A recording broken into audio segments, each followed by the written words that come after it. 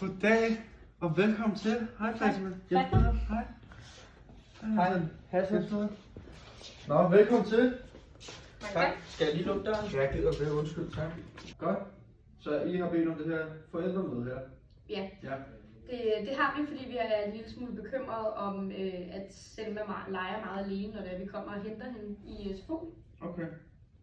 Altså, at hvad vi ser her med Selma, så lader det til, at hun nyder at lege selv engang, men altså hun trækker sig lidt.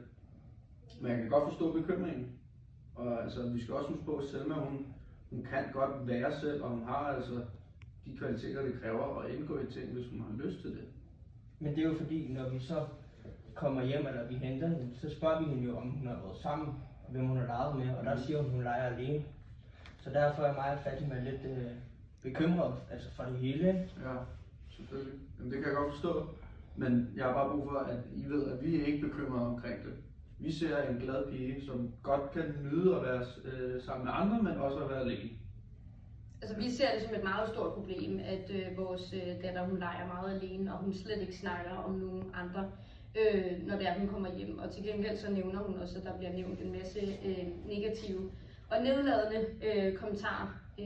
Okay. Ja. Har vi ikke sådan lagt mærke til? Nej, men altså når hun kommer hjem, så siger hun jo nogle gange, at hun kan blive kaldt for perker. Nå. Det er slet ikke det, vi står inden for. Jo. Nej, Vi er det en kan multikulturel jeg da godt forstå. familie. Så derfor synes jeg egentlig, at fra mit synspunkt og Fatimas synspunkt, at vi skal have et forældremål. Og så synes jeg, Jens Peder, at vi skal tage det her forældremål hurtigst muligt, fordi jeg kan godt mærke, at jeg begynder at blive rigtig irriteret nu, fordi de her dumme danskere, de skal ikke komme og sige til mig, at jeg ikke er dansker, eller min datter ikke er dansker, når jeg ved, vi er. Ja. Er det ikke rigtigt, Fatima? Jo, vi er meget vrede. Vi har boet her hele livet. Jeg har et arbejde. Jeg er ikke nogen... Ja, jeg er her. Du er her. Hvad vil du gøre? Vi er ikke perker. Jamen, det gør vi. Ja.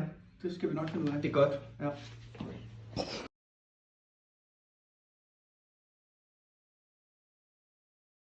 Ej, det er så latterligt, vi er blevet indkaldt til det her møde i dag. Så helt enig. Helt enig. Altså, de får bare lov til at komme ind og styre skolen lige fra start. Fuldstændig. Altså, jeg er da så bange for, at min lille Simone kommer til at blive påvirket af det der kvindeundertrykkende kultur, de er gang i. Du skal tage kyllingepølser i kulturerne, og det kan Bertram altså ikke lide.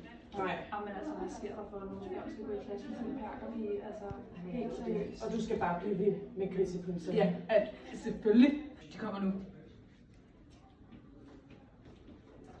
Hej. Hej.